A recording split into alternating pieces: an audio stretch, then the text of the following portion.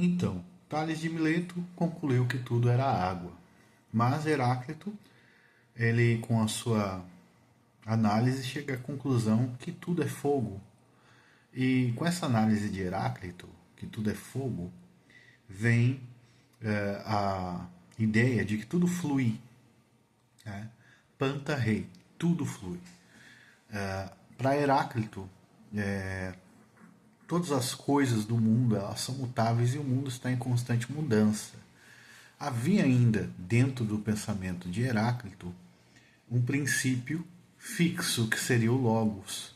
Mesmo assim, o raciocínio de Heráclito, ou talvez a ideia dele mal interpretada, dá origem a alguns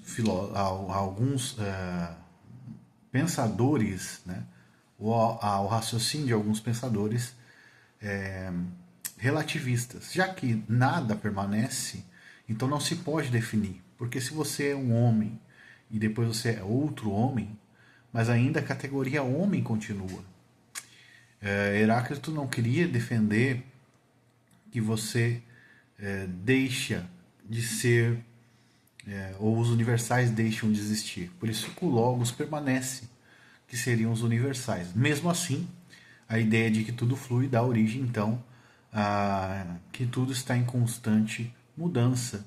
E os sofistas se aproveitam disso para poder induzir ou raciocinar que não há verdades absolutas, que o homem é a medida de todas as coisas, como dizia Pródico, ou também Górgias, que eram sofistas. Os sofistas eram peritos na arte de falar, né? Diferente da dialética, né? Eles eram peritos na retórica. A retórica, na época deles, em que eles debateram com Sócrates, não é a mesma retórica de Aristóteles. Seria a arte de falar bem, né?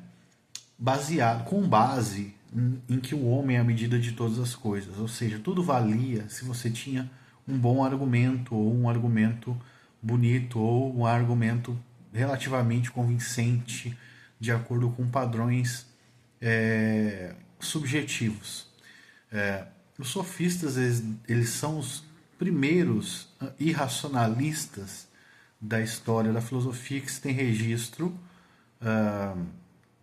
de maneira aberta, né? Nós temos, como eu disse várias vezes, as filosofias orientais, mas muita gente culpa Heráclito por isso, mas não era em si o pensamento de Heráclito sobre isso. Heráclito foi o filósofo que veio após Tales de Mileto, um filósofo renomado, né, que veio depois de Tales de Mileto, e ele influenciou, né, tanto Platão, Sócrates e Aristóteles com a ideia de mudança, de movimento. Embora, obviamente, Sócrates defendesse os universais, ele também reconhecia a verdade de que algumas coisas, né, não são fixas, não, né, porque seria uma irracionalidade você defender que absolutamente todas as coisas são fixas, né, pela realidade, pelo realismo. A gente vai falar sobre realismo, surrealismo e racionalismo depois, né? Mas a princípio é isso. Então, um pensamento filosófico pode ser muito mal interpretado, mesmo que ele esteja certo. Mas observe que tanto Tales de Mileto, que foi citado anteriormente, quanto Heráclito, eles têm princípios que são baseados na observação. Por isso que eles diferem. Mas por que não existia filosofia antes? Claro que existia, mas toda a filosofia estava permeada de crenças e de superstições humanas, né, que os filósofos eles romperam com seus exames e pensamentos a respeito do mundo, da observação. Eles não tinham a revelação de Deus, né? Mas o que eles tinham era a sua mera experiência e interpretação, obviamente, subjetiva ou indutiva da realidade, que algumas vezes elas acertavam, como muitas coisas indutivas às vezes acertam.